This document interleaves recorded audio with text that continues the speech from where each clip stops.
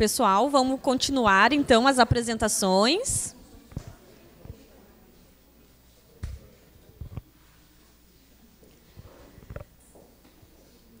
Para darmos continuidade, então, às apresentações dos pitches, chamamos agora a pesquisadora Roselei Facchineto para sua fala.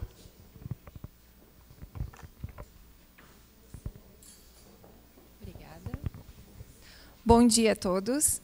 Então, as pesquisas, o que a gente trabalha no Departamento de Fisiologia e Farmacologia, junto ao programa de pós-graduação em farmacologia, e eu atuo lá como pesquisadora e como professora desde 2009. Nós estamos propondo uma plataforma para o estudo de moléculas com potencial para a redução de efeitos adversos motores induzidos por antipsicóticos, utilizando o modelo em Drosophila melanogaster. Bom, os antipsicóticos, eles são fármacos utilizados para diferentes condições clínicas e que, na esquizofrenia, eles são a principal estratégia de tratamento. Cerca de 23 milhões de pessoas no mundo apresentam a esquizofrenia e, no Brasil, cerca de 1,6 milhões de pessoas. E essas pessoas são tratadas com antipsicóticos. Qual é o problema?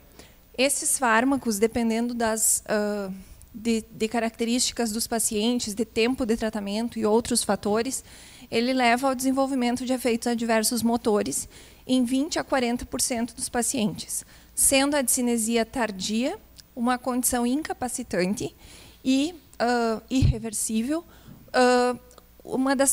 um dos problemas maiores dentro desses efeitos adversos motores.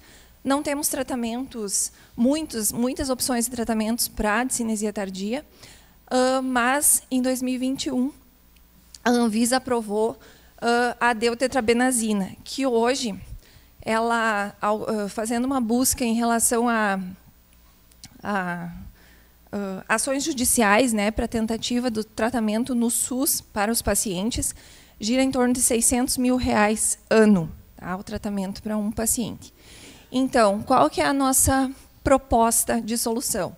Modelos em roedores, a gente já trabalha com eles, então, desde 2009 e antes disso, no período do meu doutorado. E isso leva a um grande custo, né? A gente não consegue testar muitas moléculas ao mesmo tempo. E também o grande número de animais que a gente precisa, que também a gente tem que pensar nessa possibilidade de redução. Então, a gente está propondo um passo atrás, né, para estudar moléculas visando o desenvolvimento e reposicionamento, principalmente reposicionamento de fármacos, com a avaliação de mecanismos farmacológicos e toxicológicos, em um modelo em Drosophila melanogaster.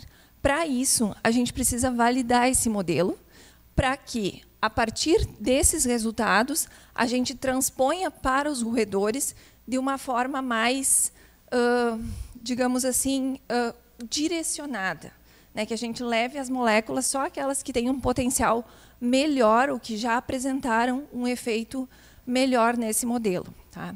Esse modelo ele é muito rápido, a gente consegue estudar cronicamente o efeito de moléculas, né, em um curto espaço de tempo, por isso que é um modelo interessante.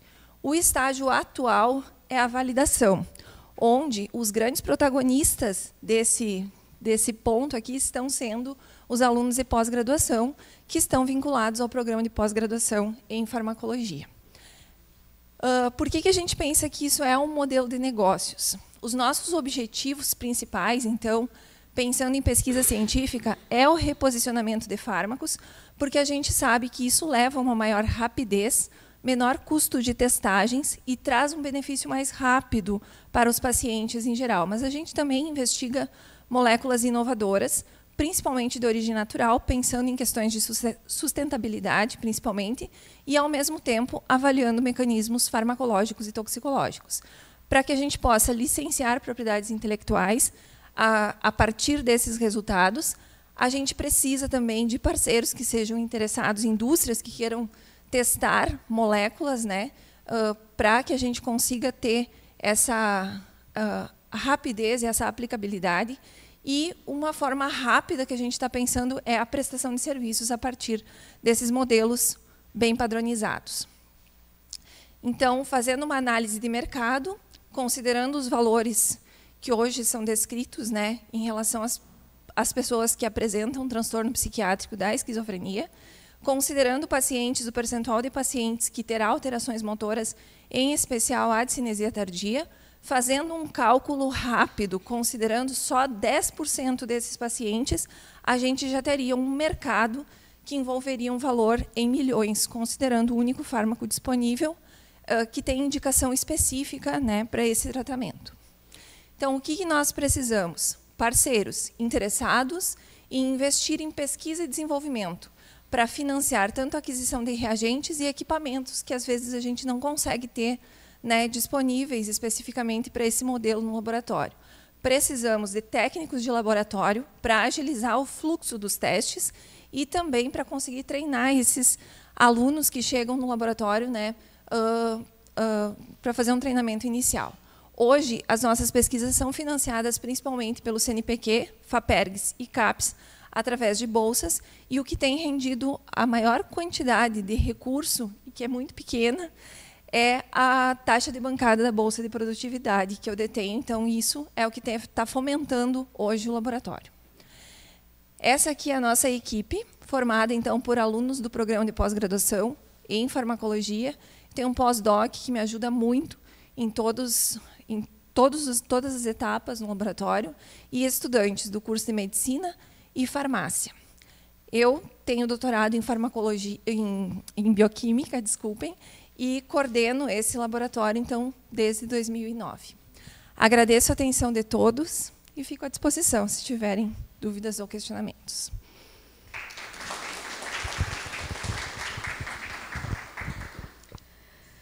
Muito obrigada. Neste momento, convidamos o pesquisador Marion Silva para a sua fala. Sim.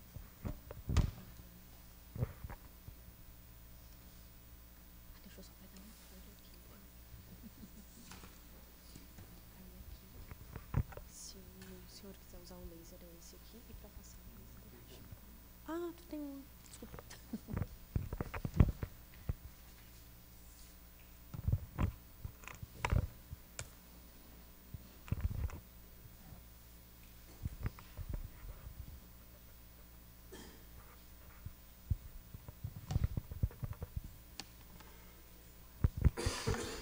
Bom dia a todos. Me chamo Marion Silva, sou pesquisador na área de proteção à saúde, mas hoje me identifico como idealizador. Ouço a boca pequena nos corredores, sempre fizemos assim e sempre deu certo. Meu entender, nós podemos sempre melhorar os processos. Uma frase atribuída a Albert Einstein, que diz: fazer sempre as mesmas coisas, esperar resultados diferentes, é uma insanidade. Meu trabalho está ligado fortemente a um processo de recebimento de pacientes em salas vermelhas, de serviço de urgência e emergências que recebem paciente em macas de ambulância.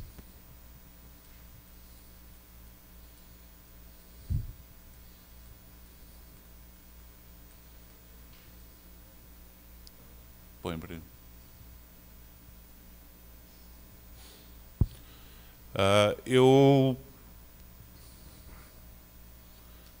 Carinhosamente, eu chamei o meu projeto de MOOC. Vocês vão entender no processo da apresentação por quê. Eu já tenho o requerimento de patente desse equipamento, porque ele é um dispositivo diferente das outras apresentações. Essa patente teve uma pesquisa na base de consulta e nós conseguimos avaliar globalmente 900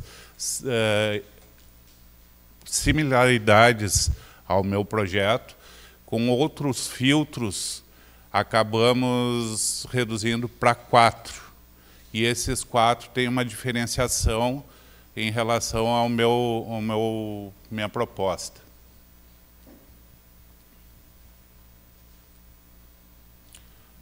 O recebimento do paciente em unidade de urgência e emergência, como aqui é o centro de saúde, todos já estão bem familiarizados. O paciente chega numa maca de ambulância que deveria ser entregue na sala vermelha, o paciente, e sair essa máquina. Muitas vezes, por necessidade, ele permanece na maca e fica transitando no hospital para salas de radiologia ou outras salas. E ela se torna uma maca tão perigosa para os nossos pacientes, como também para os nossos colaboradores. A configuração da maca, ela se dá alta e baixa. Ela deveria transitar sempre na baixa, depois que sai da ambulância, até por segurança. Vocês podem perceber que o fulcro da base dá uma instabilidade nas bordas. Qualquer movimento do paciente, ele pode cair.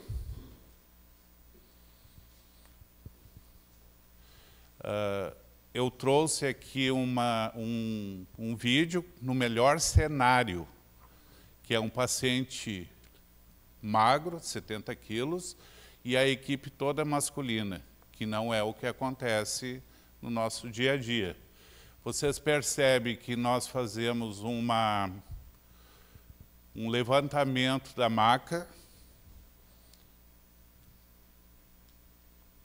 manualmente até mais ou menos 1,70 m, 1,20 m.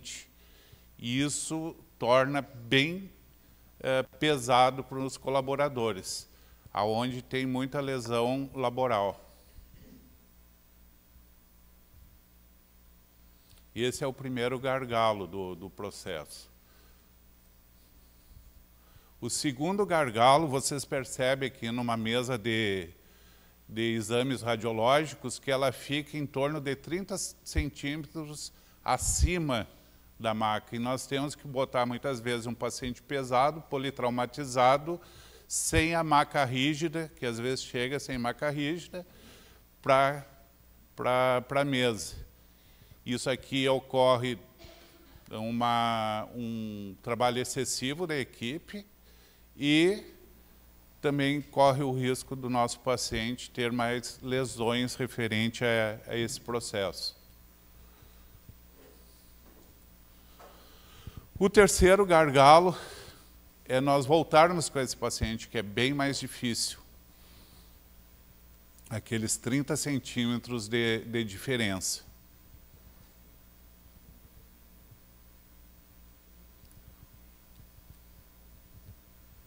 O quarto gargalo, que eu acho mais perigoso, é nós desarmarmos a maca. O colaborador fica em uma perna só para conseguir desarmar ela. Isso corre o risco de nós termos acidente com o paciente e com os colaboradores também. O terceiro, o quinto gargalo que eu vejo que o nosso equipamento consegue superar é em relação ao peso do paciente. Esse peso, ele está muito relacionado às medicações. E quando ele chega na sala vermelha, nós não temos noção, é uma estimativa. O meu equipamento, ele dispõe de um sensor de peso, que ele dá dinamicamente ali, a hora que o paciente chega, faz a tara da maca, e ele vai nos dar o peso do paciente, e ele faz a elevação. A maca fica nesse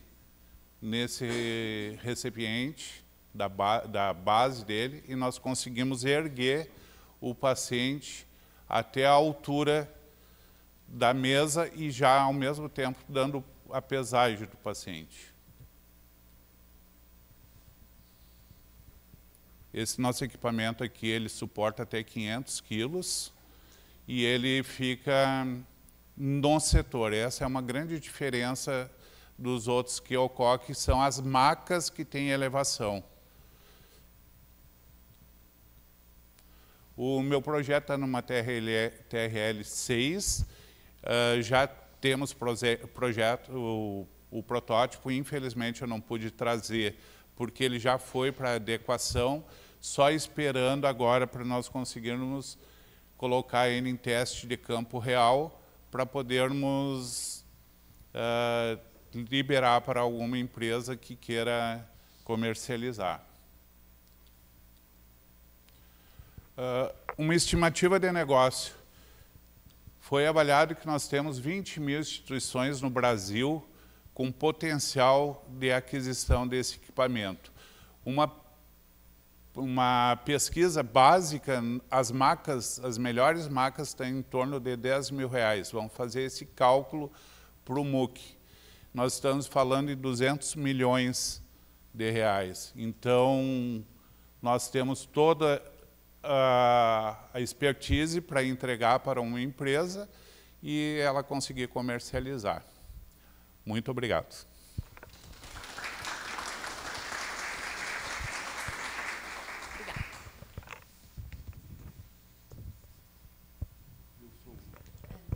Alguma pergunta? A partir de agora, então, teremos um tempo dedicado a responder as perguntas de vocês. Convidamos os palestrantes e convidados a permanecerem conosco para este diálogo. Se alguém tiver alguma pergunta, é só levantar a mão que a gente entrega o microfone. Alguém online também que tenha perguntas?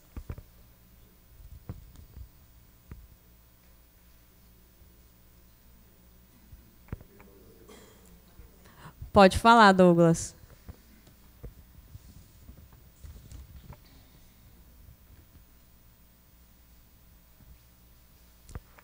Espera aí, não está saindo som aqui.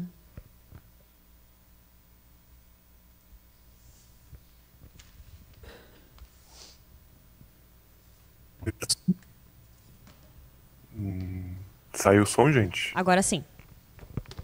Mudou alguma coisa? Mudou alguma coisa? Mudou alguma coisa? Mudou alguma coisa? Também temos um momento de descontração no nosso evento agora. Se tiver ok, vocês me avisam, por favor. Está ok. Tá bom, acho que vocês estão me ouvindo. Boa, beleza, obrigado. Queria primeiro parabenizar a todos pelas apresentações, tá? Como eu acompanhei o processo, eu tenho algumas perguntas, né, mas eu sou suspeito para falar, porque eu ajudei muitas vezes na construção do material, mas até para incentivar vocês a trazer alguns questionamentos, né? Eu queria ouvir de alguns dos projetos, né? Não necessariamente todos, eventualmente, têm o potencial de proteção patentária, isso é uma questão a se discutir, inclusive a Proinova pode apoiar todos, mas eu queria entender, acho que todos os projetos podem falar um pouco, o seguinte, quando a gente fala em modelo de negócio, que eu acho que é uma questão que está um pouco fora do nosso dia a dia acadêmico, a importância das patentes, né? Pelo reitor Luciano, essa questão das patentes, etc. Então, como que vocês, os 5 que apresentaram, né, foram 5 ou 6? Foram 5, se eu não me engano, enxergam a patente como um elemento chave no modelo de negócio de vocês, tá? Então, eu queria ouvir um pouquinho cada um dos projetos em relação a isso. Eu acho que é bem interessante, dado que o processo de inovação acadêmica, ele começa, não necessariamente para todas as universidades, a partir da Lei de Inovação. E a Lei de Inovação de 2004, né, depois ela foi sendo ampliada e a gente teve um marco legal mais recentemente, o decreto de 2018, ele colocou como uma obrigação mesmo das universidades criar os NITs e proteger o conhecimento na universidade. Então, inicialmente a gente trabalhou muito forte em depositar patentes. Agora a gente vive um outro desafio, e a Federal de Santa Maria é uma universidade que já está trabalhando bem em cultura e transferência de tecnologia, que é transferir essas patentes.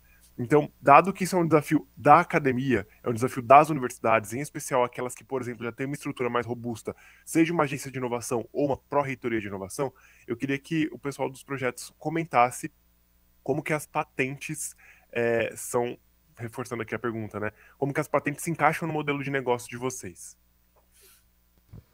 Quem começa?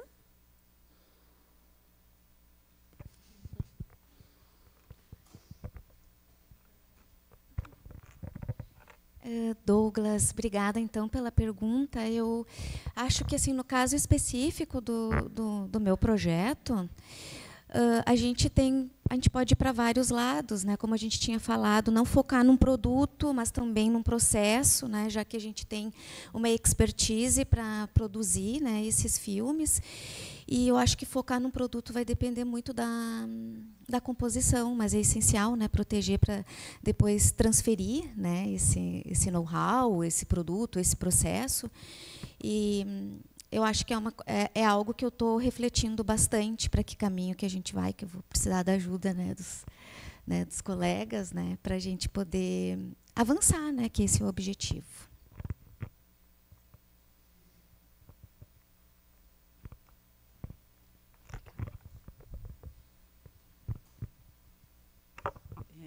Ao longo dos nossos encontros, né, eu acho que eu já manifestei isso para o grupo e também para o Douglas, dessa preocupação em realmente proteger aquilo que nós estamos criando, seja um produto, ou seja uma ideia, enfim. E eu mesma já tenho um modelo da Ortiz, né, e fiquei com muito medo de compartilhar aqui, porque na minha prática dentro do hospital, mesmo na prática de docência e na prática acadêmica, muitas coisas nós fomos desenvolvendo lá dentro de uma forma bastante artesanal. E muitos produtos que a gente desenvolveu lá como uma novidade para os nossos pacientes, eu hoje vejo no mercado. Numa forma menos, como é que eu vou dizer assim, uma forma mais grosseira e que não alcança o objetivo. Por isso a minha questão de trazer essa Ortiz de novo. De novo, não. A gente ia trabalhando com ela, mas a gente vê muitos modelos similares e que, para muitos de vocês aqui que estão na área, pode dizer, não, mas isso aí já existe. Ela tem um grande diferencial. E isso eu comentei, inclusive, com o Douglas, desse diferencial que depois ele deverá ser realmente protegido. Exatamente isso na forma da construção dessa Ortiz. Mas eu vejo assim, muitos dos nossos produtos no mercado, de uma forma bem primitiva, buscando um resultado que não vai vir pela forma como ele foi construído. Então, eu não tenho muita ideia sobre isso, né, Douglas? Eu não sei te dizer, mas eu acho que é necessário, sim, proteger aquilo que a gente está construindo, porque para evitar que seja lançado no mercado para depois verificar que isso não deu certo. Eu acho que o nosso diferencial é o professor que está acostumado com a academia e agora está atravessando a avenida para o lado da questão da produção e da inovação, mas realmente eu me considero bastante inocente ainda, né? E quero realmente, a partir de agora, experienciar o que for melhor e mais seguro para as nossas inovações. Mais alguém?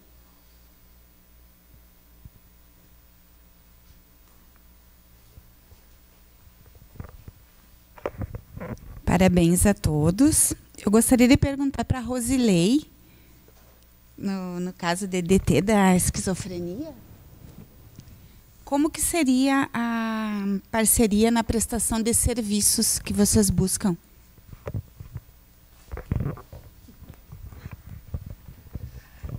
Na verdade, assim, o que a gente pensa é que quando esse modelo ele estiver bem validado, né, porque o que a gente está fazendo hoje?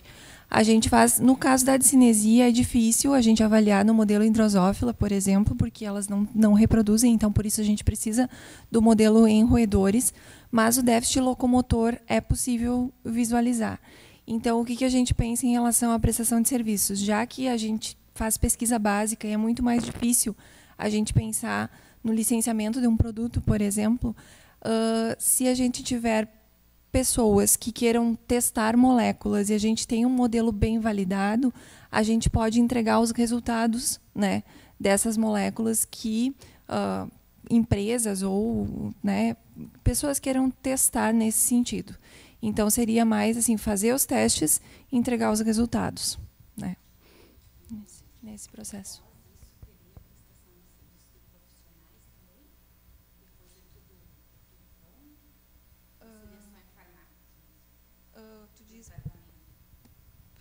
Tu diz em que sentido, assim, profissionais? Profissionais para os pacientes, junto com farmácias, outros tipos de terapias, prestação de serviços. A gente está fazendo mais nessa linha, sim, mas a possibilidade existe, sim. A gente tem que amadurecer, né, tudo isso que a gente está investigando.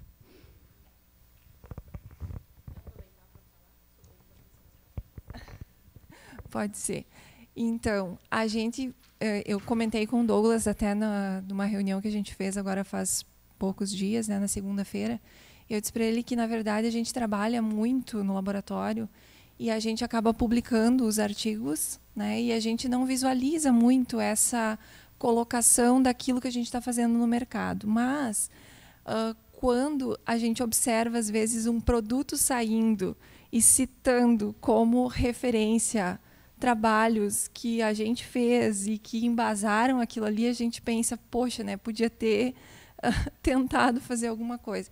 Então, eu vejo dentro dos projetos que a gente desenvolve no laboratório que, por exemplo, no caso de um reposicionamento de um fármaco para uma nova aplicação ou a identificação de uma molécula promissora, que a gente pudesse ter um respaldo grande assim, para a gente poder fazer essa proteção da ideia, para que, se isso chega no mercado depois, né, com potencial para o tratamento, que a gente tenha também, a universidade receba parte desses benefícios. Porque hoje a pesquisa dentro do laboratório ela é feita por alunos da universidade, com recursos públicos. Então, eu vejo, né, que a gente entregar simplesmente essas ideias e tudo isso que é colocado,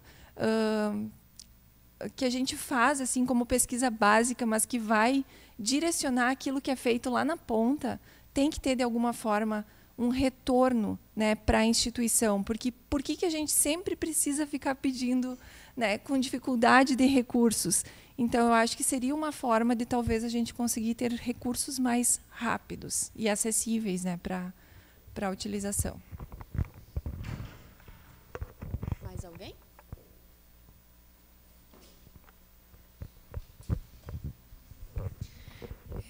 O Douglas perguntou sobre as patentes, né? Acho que a gente precisa caminhar para o nível que o professor Schuch estava falando no início, que é que a gente ter essas proteções, né, para que a gente possa negociar com melhor potencial com as empresas, enfim. Eu só queria aproveitar para destacar, que eu esqueci de falar durante a apresentação, do potencial que tem o laboratório de biogenômica, né, Duda? Que já fez outras experiências também com fitoterápicos, já fez revisão de bula, enfim. Tem um laboratório na Amazônia exatamente igual o que tem aqui, então tem um potencial grande, né, de capacidade instalada, vamos dizer assim, para realizar pesquisas de bancada. Obrigada. Mais alguém? Laura? Mais alguém? Douglas? Estamos sem som. Espera aí. Douglas, um minutinho, espera aí. Como é que a gente faz? Aqui.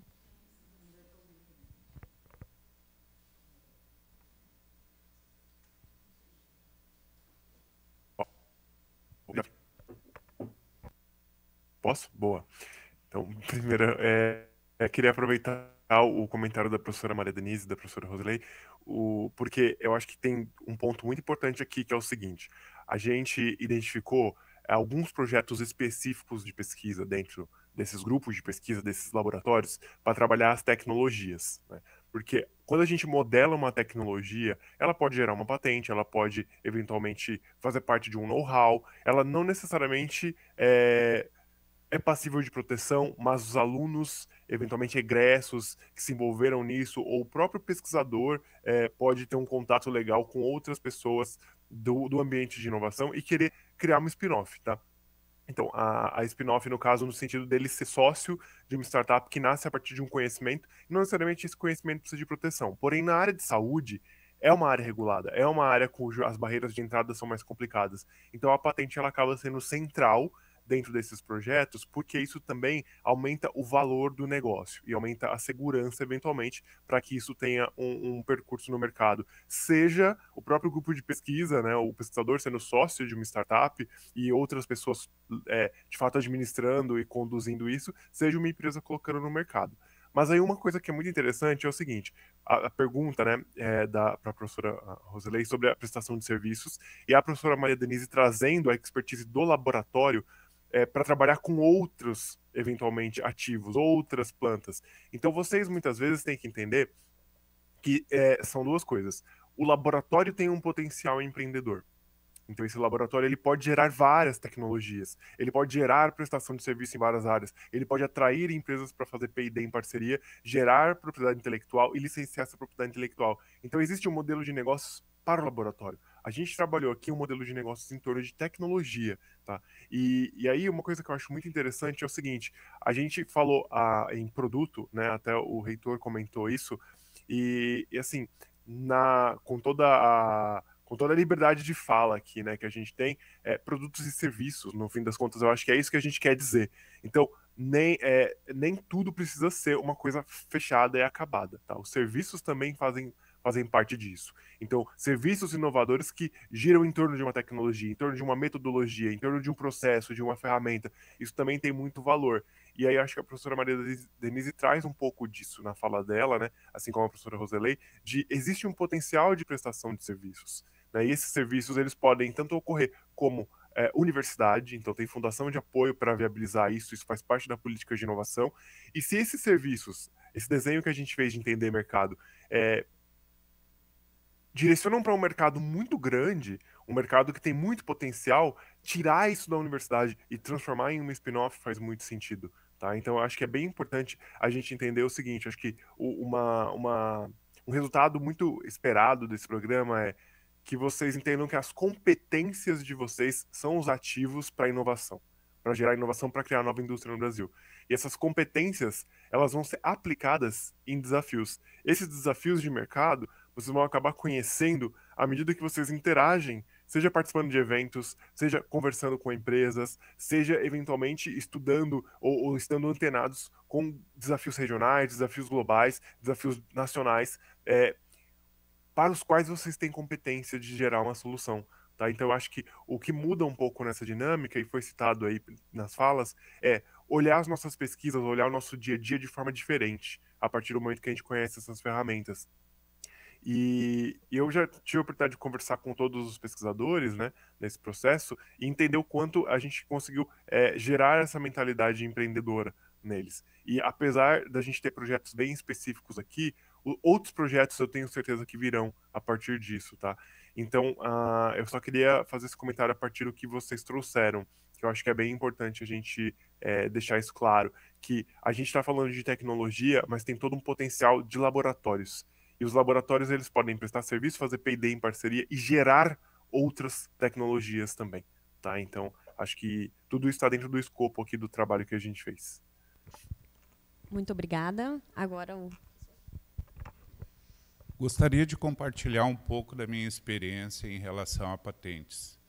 É bem difícil tu sair da pesquisa e ir para a patente, porque é totalmente diferente. A patente, hoje eu tenho 4 depósitos de patente, que nós temos assim, que diferenciar bastante o que é uma patente, a liberação da carta de patente, de um depósito de patente. O que vem antes, o ovo ou a galinha?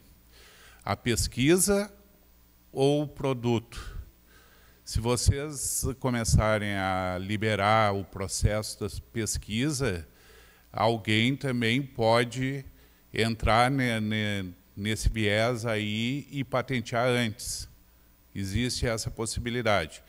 Os meus depósitos de patente eu tenho investido na ideia, então tem que acreditar muito na ideia. Eu tenho, como eu falei, 4 depósitos de patentes, eu não sei se eles vão dar algum retorno, mas eu me asseguro antes, porque eu tenho dispositivos para agregar o processo, é um pouco diferente.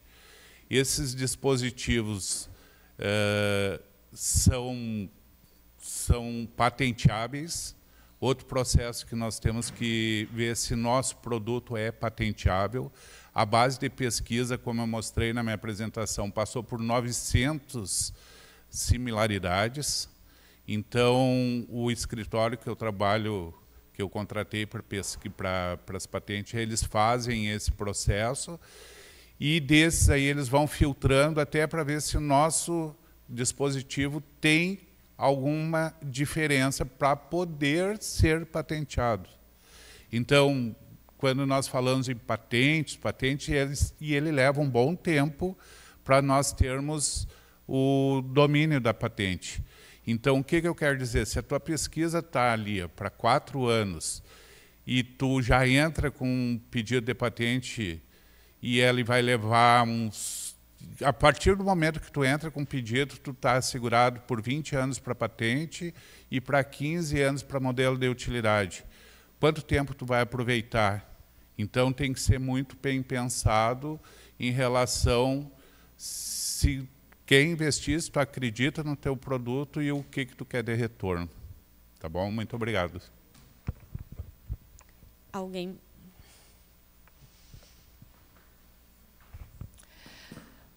Bom, primeiro, parabenizar, né, a todos os trabalhos, complementando um pouco, né, a última fala.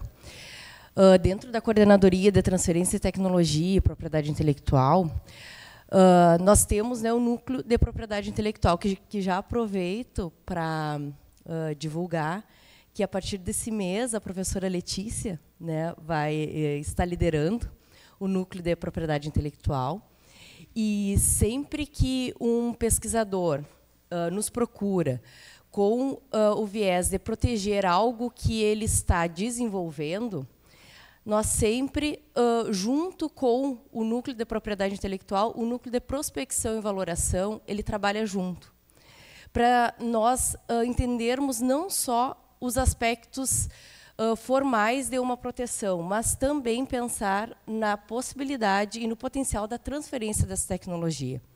Porque a gente precisa pensar na estratégia de proteção, porque tem algumas áreas que o interessante não é proteger via uma patente, né, ou um desenho industrial, enfim, algum modelo, né, e sim tratar como um segredo industrial e transferir o know-how. Porque nós temos que pensar também não só no mercado nacional, como no mercado internacional.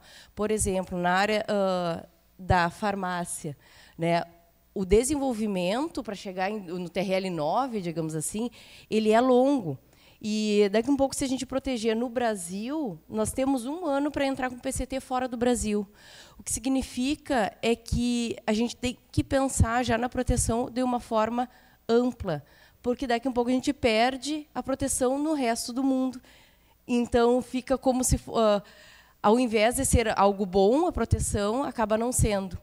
Eu trago isso só para trazer a importância do que a gente está debatendo aqui em relação à estratégia de proteção. Porque, sim, a gente precisa pensar na estratégia de proteção de uma forma ampla, pensando junto na transferência, né, para que a gente possa não só pensar na estratégia de pesquisa, mas também na proteção. E a gente fica, né, à disposição para trocar, né, todas essas ideias, né, não só desses projetos que terão, né, as outras fases, mas como ideias que vocês eventualmente tenham, né, e possam nos trazer para a gente debater juntos, né, nesse sentido. Mais alguém? Sibeli? Não? Cara, eu estou me sentindo tão à vontade aqui, que eu também quero dar um depoimento, eu acho. A turma é tão legal, as ideias são tão legais. E eu gostei muito de uma coisa que a Roselei falou sobre os recursos para o laboratório, né? E eu acho que o principal é isso também, é não ficar só dependente de recursos do governo, né? Essa é uma forma que a gente estimula vocês de serem autossustentáveis, né? De conseguir mais recursos, muitas vezes até talvez mais do que viria se fosse só pelo governo, né? Então, eu acho que, enfim, é um pequeno depoimento, mas eu acho que isso é um estimulante também para conseguir também alavancar os laboratórios e tudo mais. Agora vai voltar o modo das cerimônias. Encerramos, nesse momento, o evento final do Programa de Inovação Aberta do CCS. Programa este que foi o projeto piloto de uma série de programas de inovação que serão desenvolvidos em todos os centros de ensino da UFSM. Estes programas são importantes para desmistificar a imagem que criamos ao pensarmos em inovação.